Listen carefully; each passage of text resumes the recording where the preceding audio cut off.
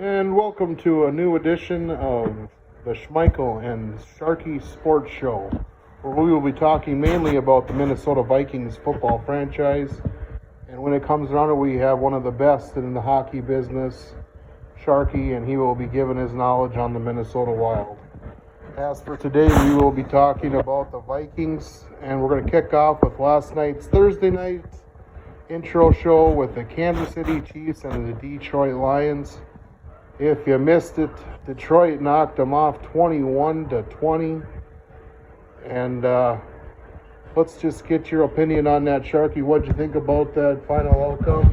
A 21-20 game, certainly the Motor City Kitties came to play. Certainly an undermanned opponent last night, not having all their weapons to throw the ball to. But I think we know that Detroit's defense is for real. There's no doubt about it. They did a great job drafting defensively the last couple of years. Some bright spots. I watched the whole game. Number 97's Aiden Hutchinson out of Michigan. He's the real deal at defensive end. And Jack Campbell out of Iowa played a hell of a game. Their linebackers are tough. And the rookie that picked Pat Mahomes for a pick six, we did not see that coming. Brian Branch out of Alabama. No, and I think that was just good timing and in the right place at the right time. Certainly, talking to most folks, they kind of summed it up as a pretty boring game, mainly because everyone was expecting offense. And all in all, and if you take your two best players, one from your offense and Travis Kelce, the number one pass catcher for the Chiefs, and Chris Jones, who's holding out for a big contract now that the Bosa kid got paid out in San Francisco, and he wants something similar. And you take Jones off that defense, that pressure, Goff was able to stand up in the pocket and make the plays and give them the eventual win at 21-20. Yes, and Goff actually played a pretty good game. He managed the team well. He kept them out of trouble. And you know what? Sometimes that's a key. Things that Kirk Cousins has done in the last couple of years has kept us out of trouble and managed the game. Well, I was looking this morning at my phone and I got a notification with 6 minutes left. Detroit was up 21-20 and they managed to game manage the clock and come out with the victory. Very impressive. And as we mentioned before, that really attributes a lot to their defense. And they put in good personnel. Yeah, I think the GM has done a great job, and shout out to Dan Campbell. He did pull another fake punt in his own 20 last night, and that led to a score. So enough on that, Steve. Let's turn it over to you on a brief talk on the 2022 season where the Vikings were. Go ahead. Well, this is the 63rd season of the Minnesota Vikings this year. Last year, there's people still talking about the Vikings' 13-4 record. Certainly, whether it was a fluke or whether they can build on that. But if we look at last year, Detroit Lions 9-8, the Packers 8-9, which we don't see the Packers fall below 500 very often, and then Chicago in the cellar at 3-14, and I'm certainly anticipating that Chicago may be in that same boat this year. Okay. Biggest things that, the Vikings need to look at, and it's not a secret, everyone knows it, where the Vikings stacked up defensively. Bringing in a new coach this year, Brian Flores, I think that we're got a lot of hopes there, but you know what? Unfortunately, Brian doesn't make any tackles. Yeah, I know that that's one of your sayings. The coach. Tell us about the Deion Sanders quote, Steve. Deion Sanders and all of the names that he goes by now certainly has kind of made an impact on the college game. But he said, it's not about team unity, it's about the quality of your players. And you know what? We want to look this year at the Vikings defense to start out with, because they ranked in the cellar in a lot of different categories. And I know we have all the stats on that, but boy, it was really hard to read those stats, how bad they were last year on defense. You know, we were hoping to maybe go through some of those, but I think that everyone's going to attest that the Vikings were in the bottom 5 in just about every category defensively. But then again, we look back and go, they were 13-4. Yeah, the stats add up to wins, but the defense doesn't add up to 13 wins. It certainly does not, and you know, I think that Coach Kevin McConnell had a great line on that situational victories, how they're going to do in certain situations. And I think last year one of the keys to their success was that in big plays they came up big. One of the things that we haven't been able to wave a banner for many years is a kicker winning the game for us. That was all a breath of fresh air last year. And moving on to the rosters, we did keep all our specialists. We did keep Greg Joseph. We did keep Wright, the boomer at punter, and the all-pro Diapala at the long snapper. So we're set at special teams. Why don't you go ahead and let's talk a little bit about the defensive improvements that have been made on our roster here. Well, I think, you know, when we look and open up at defense, one of our biggest concerns were the weaknesses that we had. How deep were they, and did we replace those weaknesses with improvements? And I think that just about every team in the league is in that situation where they have to replace people in their minds to get better. And big question is, have we done that? And, you know, when you look at, going through the Vikings defensive lineman, Dean Lowry comes to mind, where there's not a lot of depth at that position. No, our D line, Steve, you and I talked about this a number of times outside, and what did we lack last year? We lacked a pass rush from our interior linemen. And who does it hurt the most on the defense? Our defensive backs. It's hard to give that kudos to defensive backs or beat them up on the other hand when, you know what, we're giving quarterbacks, 5 and 6 seconds to throw the ball. Yeah, and that's something that I think with Flores in Miami defense, he had great corners, but he disrupts the pass, and he does it numerous ways. And I think, Sharkey, you and I talked about this. We kept 6 safeties. We just signed Josh Metellus, number 44, to an extension, which means he's probably going to be on the field quite a bit, mostly special teams and third string nickel dime packages. And I see you got Dean Lowry pulled up here. Well, Dean Lowry is kind of your prototype for your defensive end. He's 6'6", and looking at about 280 to 296 pounds, depending on the temperature outside.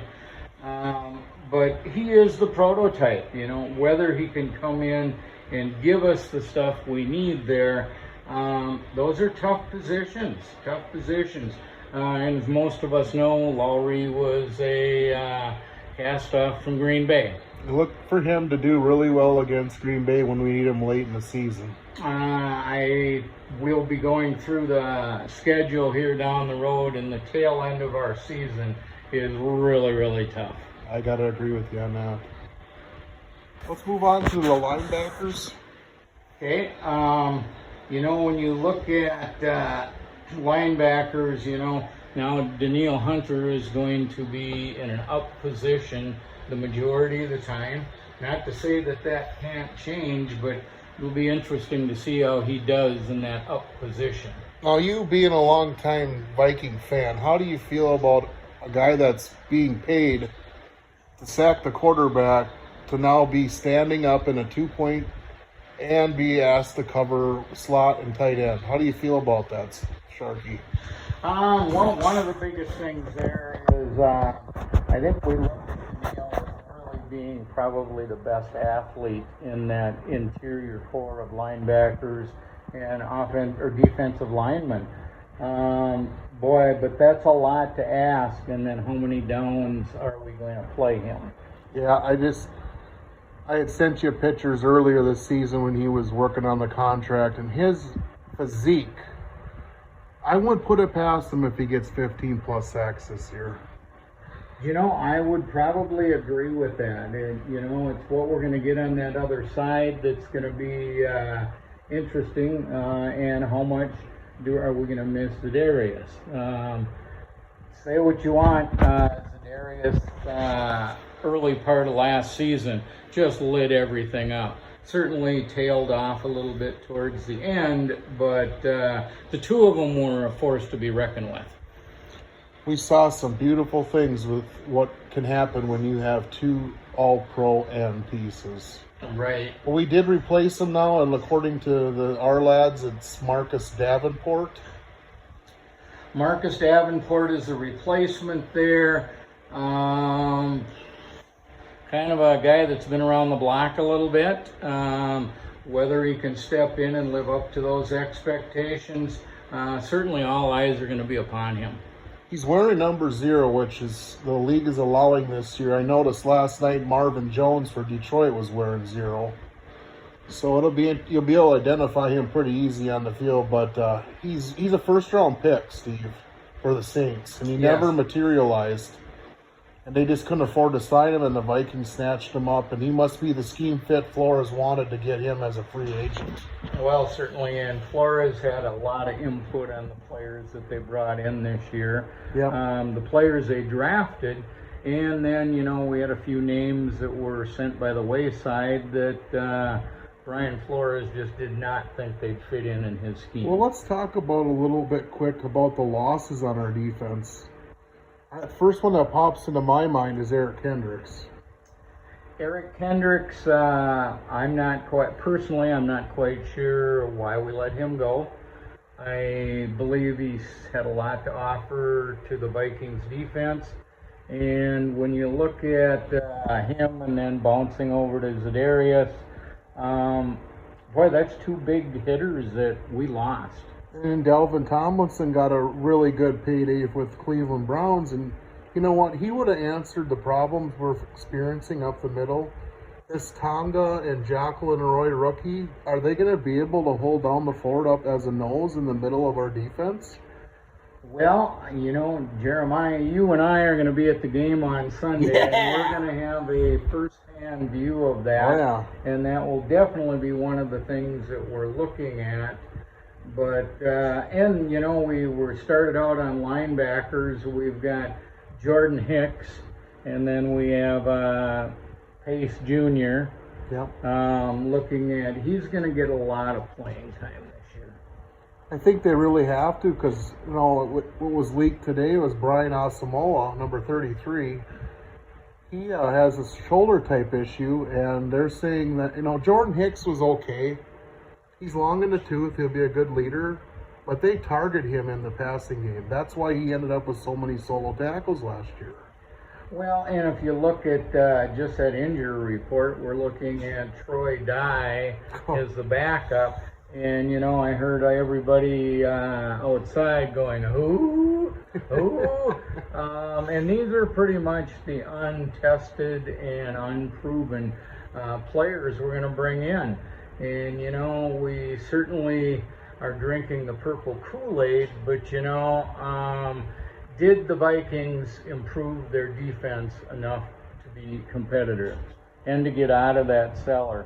I read an article the other day that, a great goal for the Vikings would be around 20 in defense. And, I'm going to say that's 8 and 9 points above where they were last year. What do you think the offense will put up per game, scoring-wise? What are you looking for?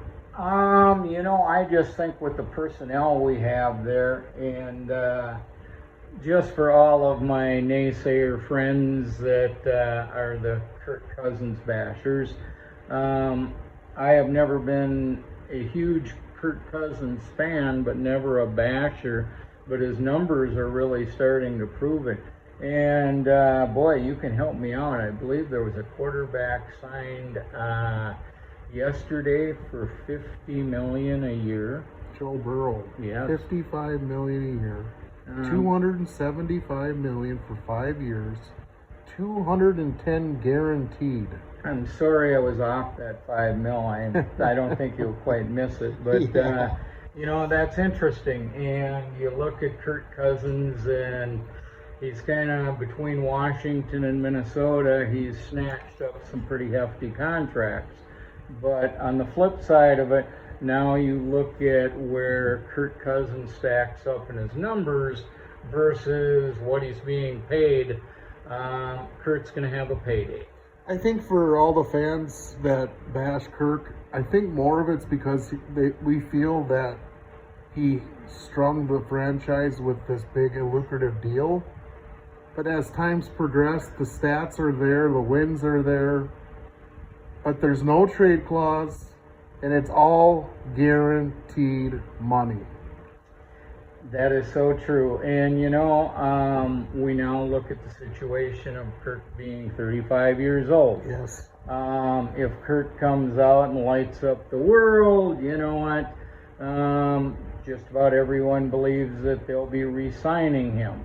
Whether it'll be a Vikings-friendly contract where we can continue to bring in good people, that's yet to say. But then again, I'm a little bit leery on the fact at 35, logically, if he doesn't have a great season, who wants him? But then, you know what, playing devil's advocate, there's an awful lot of teams out there with not very good quarterbacks. Now, it's interesting you bring up this. There was an article released today by Mike Shanahan, who's the Shanahan's dad out in San Francisco. When he was with Washington, San Francisco was willing to trade a third-round pick for Kirk in his franchise last year deal. Why didn't they pull the trigger? You know, that's interesting. All those things that we don't know, you know, whether it's the scheme of their offense, Kurt's lack of mobility. Although we did see last year a few games where he tucked the ball under and he ran for some nice first downs for us, and it showed really character that he was in charge of that offense.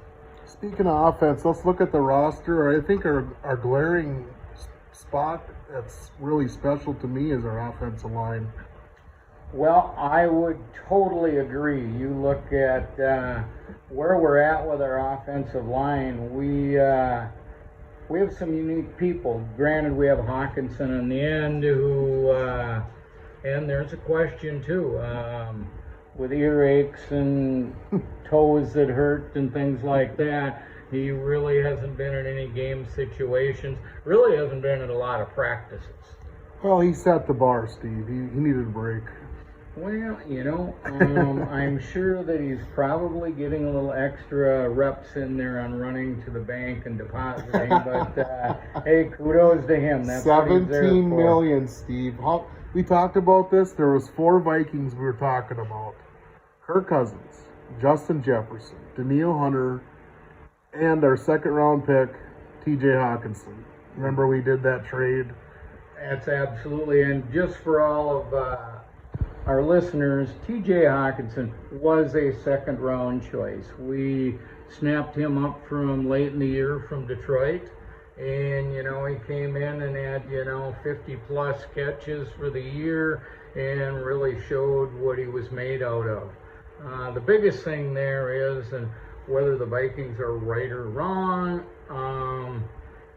how long can he do that? How much money do you put on the table guaranteeing? And that's what the Vikings have had a little tendency to not do, is put guaranteed money on the table. I'd really like to see them go away from this no trade clause of guaranteed money, but it's what the agents want, and that's who the upper management deals with. So, well, you know, if we look at the Vikings offensive line, and Jerry, you're a big offensive line guy coming with some history there, You look at the center with Garrett Bradbury. He has really came into his own. Yep. I remember when we used to talk about our center position and go, oh crap. I think Bradbury's definitely going to have an impact there. I think a hot spot are our tackles. Well, you know, when you look at Brian O'Neill and you look at Christian Darasaw, you have got hopefully 5 years of some really, really good offensive line there. You know, I just, in my head right now, I'm thinking about that dumb statement Quasey made at the draft, that we're in a progressive rebuild, or whatever he said exactly, but our franchise is in a progressive rebuild. I don't think he should have made that statement quite so fast. Well, especially when you were an 11-4 team last 13. year, or I mean 13-4. When you're a 13-4 team, you're not waving a white flag. No. So, you know, really those tough situations, and that may be true. Many teams rebuild in different ways. I think the Vikings rebuild was basically to free up money and become more cap friendly, which they have. I believe they're now, you know, like in the top 10 of cap friendly Salary money. cap. Yeah.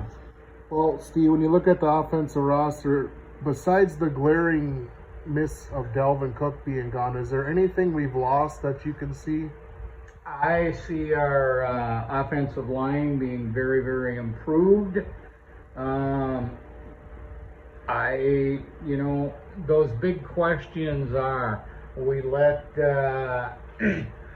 Delvin go, and last year Delvin had 1,173 yards and 8 touchdowns. And that's a bad year. And that's a bad year. Wow. Most teams throughout the league look at that as, boy, we'd love to have that on our plate. He gets to play with Aaron Rodgers on the New York Jets. Well, time's going to tell on that one. Kind of an interesting footnote here. Vikings not knowing how to fill that spot that we had with Delvin Cook, choosing to keep a fullback, which is kind of a rarity in the National Football League. But I think we all would agree that C.J. Ham is really a specimen when it comes to blocking. I think there's a package for C.J. He's a Minnesota guy. He's from Duluth, and he went to Augustana College in South Dakota, Sioux Falls. Mm-hmm. So I don't have a problem with it. I don't know what you would fill his spot with.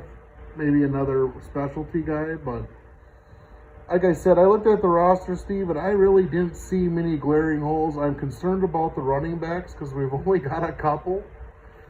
Well, and when we look at filling the shoes at running back for Delvin, granted, we all saw spot duty from Alexander Madison in the last couple of years.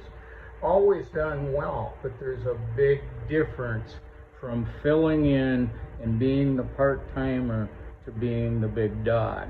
Bingo. And whether Alexander can come in, and one of the concerns there is, you know, and I think it's stretching it, he's 5'11" and 215 pounds. I don't believe that. I think he's probably right around 200. And, you know, and it depends on how we want to use him. Are we going to pound him, or are we going to try and have a more slick and sleek offense where we're going to be pitching the ball? The one advantage we have with Madison, he's a 3-down running back. Exactly. He could do it all. Plus, Ty Chandler, his backup, can do everything that he's asked for. So, only knock on Madison that they said at the draft is he ran a 4.6. And it ain't always all about 40 times, but in this league, to break an 80-yard touchdown run from the 20, you got to have a 4.40. Because these safeties and corners are legit 4-3, 4-4 guys. And I hate to say it, Steve, this league is about speed. That's why it's become the passing game. That's why the receivers like Jefferson are going to get paid. That's why Joey Burrow got $55 million a year, $210 million. I mean, I am on a heart attack when I saw. I mean, literally, my palpitations, Steve. You know, all week long we were talking about record contracts for non-quarterback positions. Yep. Well, boy, that talking point was very short-lived when we came with the Burrows quarterback. And, you know, you talk about Jordan Addison, you know, our top draft choice. Yeah. Again, he's 5'11", and he's only about 175, 180 if he's had a big meal. But, McDonald's. you know, there was a very familiar name in football that walked off the field with his jersey in his hands and gave up. Antonio Brown and Jordan Addison are exactly the same size. And I don't think that we are going to ever shy away. Whether we dislike Antonio Brown, which most do, he really had numbers. You know, I'm going to mention a few things here quick on Jordan Addison. He played with Kenny Pickett at Pittsburgh. And Kenny Pickett was the Pittsburgh University, set all the records for passing. And I think you can pull up his stats at Pittsburgh on the bottom there, Steve. He was the Bolitnikoff winner at Pittsburgh. And that's the number one wide receiver in the nation. And he transferred to University of Southern Cal. He's originally from Maryland, Baltimore area, D.C. Black kid. But, you know, I want to mention one thing. He got busted in St. Paul going, what, 100 and something? Nobody talks about it anymore. That's how fast news flies. That's how fast he was flying. Well, with the 24-hour news cycle, that was kind of a flash in the pan. And kudos to Jordan. He stepped forward. He owned up to his mistake. He wants to move forward. And you have to remember, this is a young guy that, you know, got himself, you know, $750,000 car, and he wanted to see how it worked. Lambo. Yeah. Moving on to the next thing, Steve. If you want to pull out those defensive stats, I kind of want to have you read them. You know, can find them. I don't know if I can find them, but you got a few there. Last year, 40-plus yard gains against the Minnesota defense. We were 24th. How many were there? And I don't even know, but there were many 40-yard gains. You got gashed. Yeah, and when you look at that situation, that's probably one of the worst statistics that you can have. You can be third to the bottom in defense, but when you're giving up those gashing yards, it really gives the other offense some tools to work with and some abilities to call plays. They were 24th in second half points allowed. Some of that is also dictated to the fact that the Vikings had some leads. Yeah. And had good second quarter statistics. So people are throwing more, people are playing a little bit more catch up. So yeah, really, really interesting there. The other thing is points per play allowed, 26th. Oof. That is really down. Yeah. First downs allowed, they were either 26th or 27th. Irregardless. When you're at 26 or 27, we're not going to split hairs. Just want to remind listeners that these are all out of 32. So if you're below 24 or low, you're in the bottom of the barrel.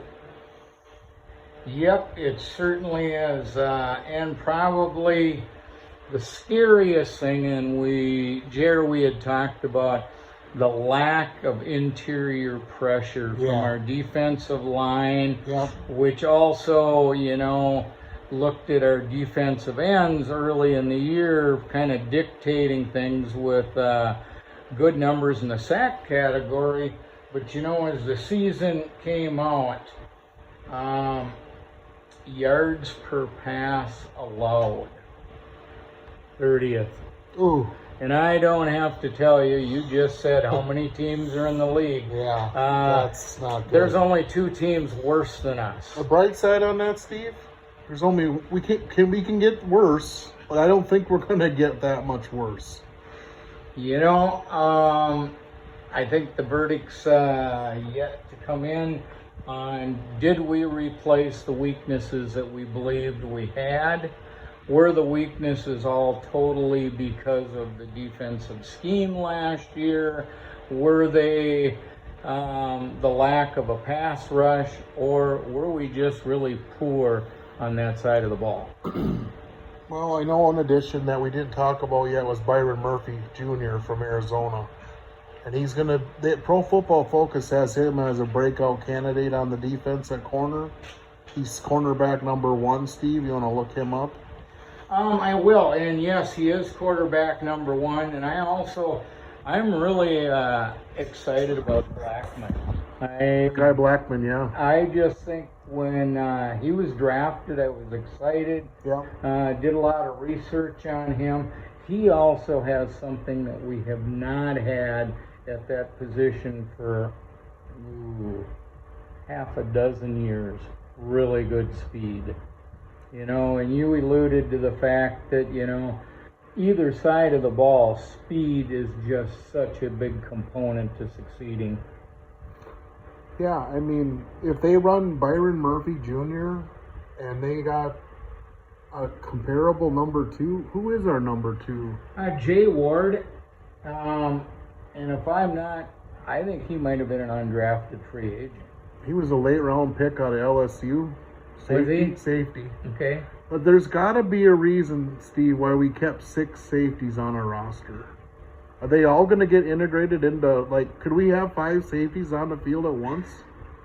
No. No? I think that we're also looking there at some people that are there because of their ability, because of their athleticism, whether they're going to use them at the safety spot or whether, you get into a nickel package and they're going to be filtered in there.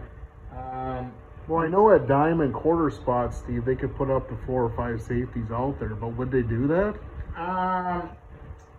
I can't see how they would. Okay. I just can't see. Flores ain't going to get that nuts.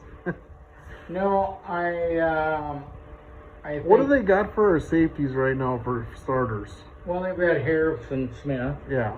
And speaks for itself. Yeah. Long history and Yeah. really our guy. Josh Metellus, who just signed a new contract. Wolverine.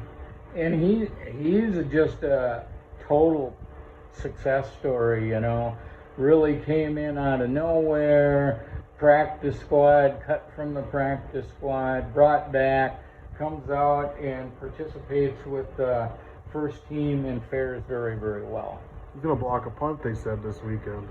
Well, hope it's in our end zone. I totally agree with you. Totally agree. Cam Bynum looks like he's a starting free. I'm not sure about him. I know he can tackle. I know he's from Cal. He's got a brain. But I think Lewis Seen and Metellus might be the better too than what they got as starters. Is it a money thing? I'm not. No, I don't think so. No? I just believe it's they chose the best athletes that they had and kept them in there for pass coverage, because when you're 30th the year before, boy, I'll tell you what, you need to get some speed back there. You want the best athletes out there. Absolutely, absolutely. Any other comment on the defense, Steve? I think that, we have Troy Tonga. Yeah.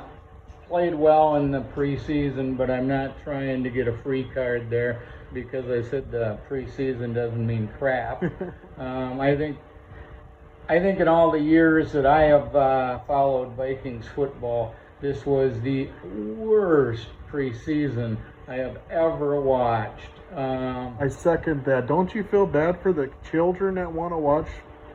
They're paying $50. You know the tickets are up to $100 or more. Or more. We paid for the tickets. You know how much they are. I do, yes, and it's ridiculous. And then the preseason's the same price, and the kids go there and they're all chewing seeds and standing around.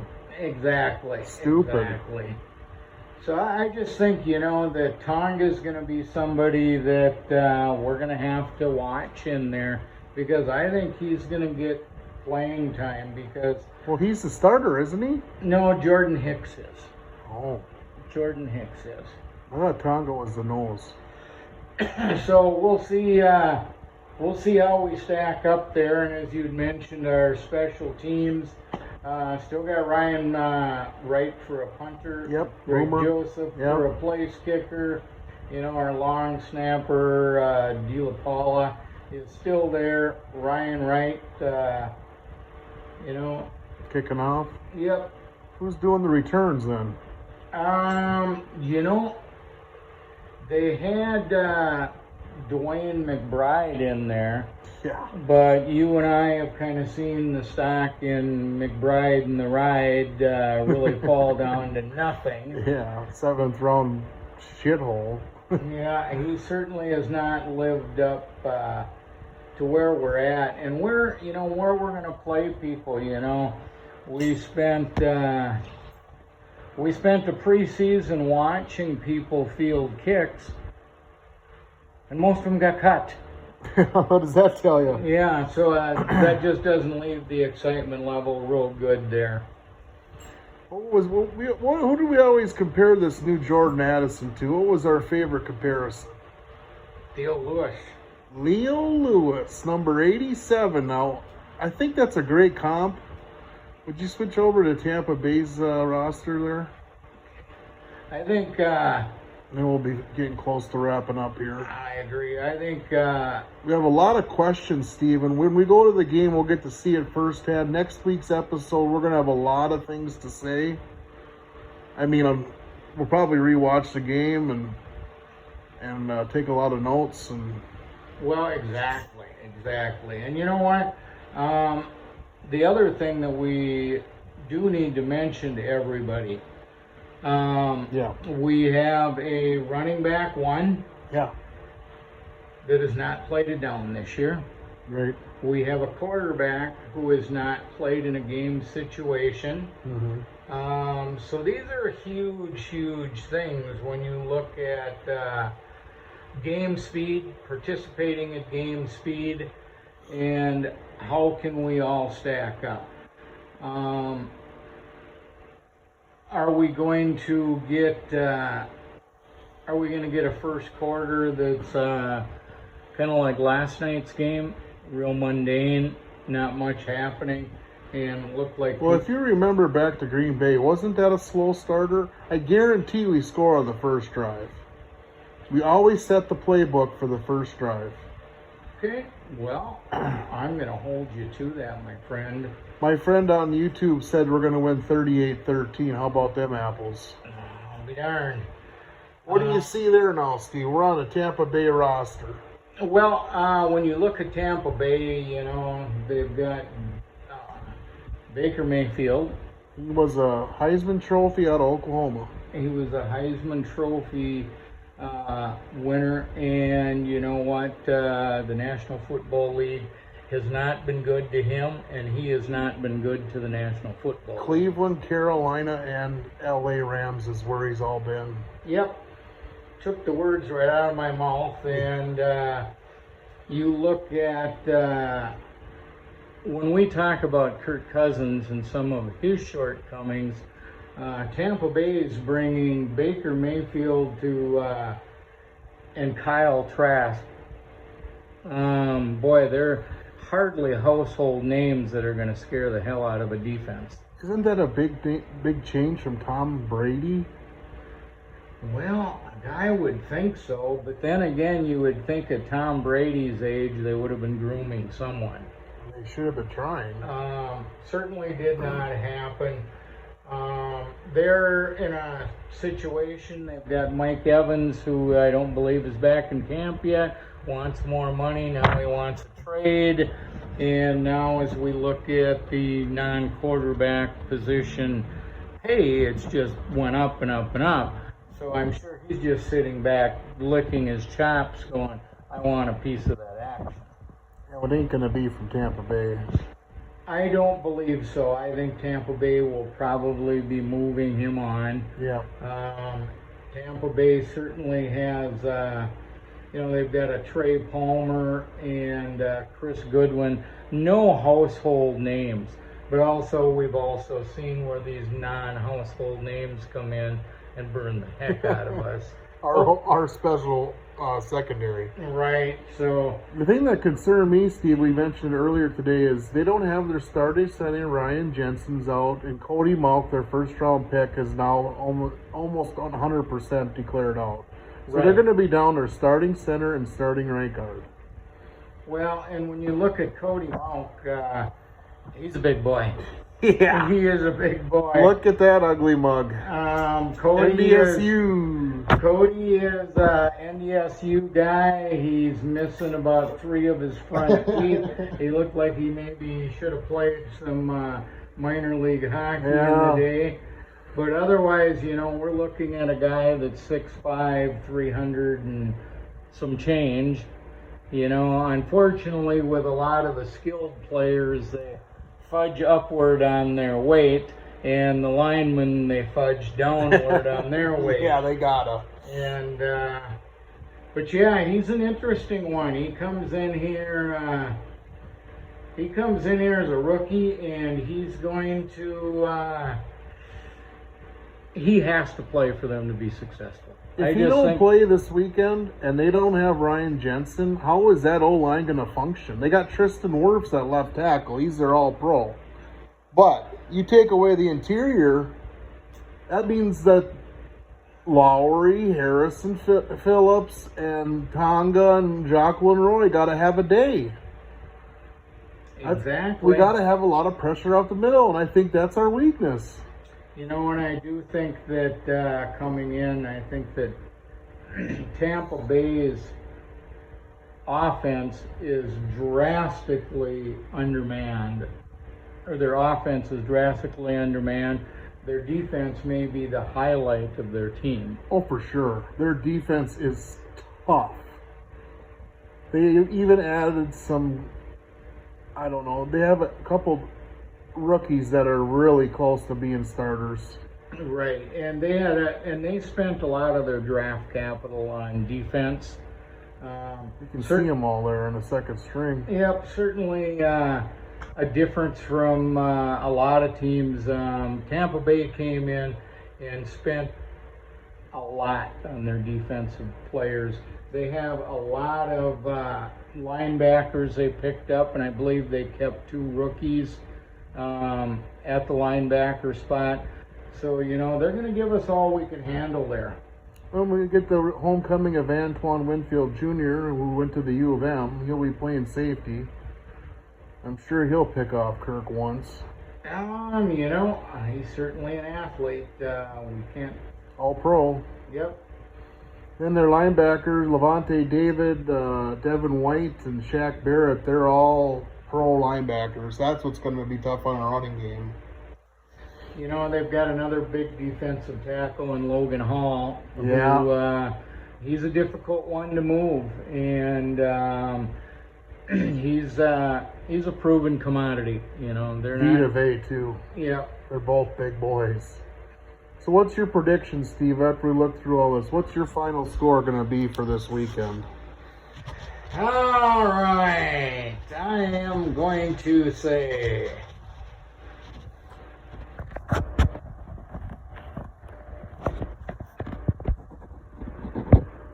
34-7.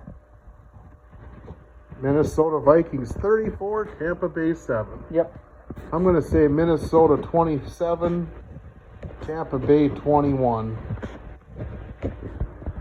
Okay, now we have to go to that conversation Yeah. that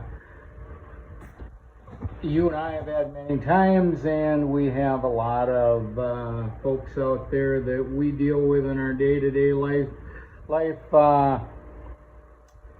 The Vikings season record. It's a tough season. We play Eagles next Thursday night in Philly again. I'm not going to say our schedule is easy by any means, but this schedule is fluid and always changing. As of right now, I say 10-7 on the season. You know, I was a little bit below that. What do you got, After Steve? looking, I am not taking the easy way out, but I think the Vikings are going to end up with 11 wins. 11-6. And In the division? the division, oh my God. Prediction on the division, the North Division.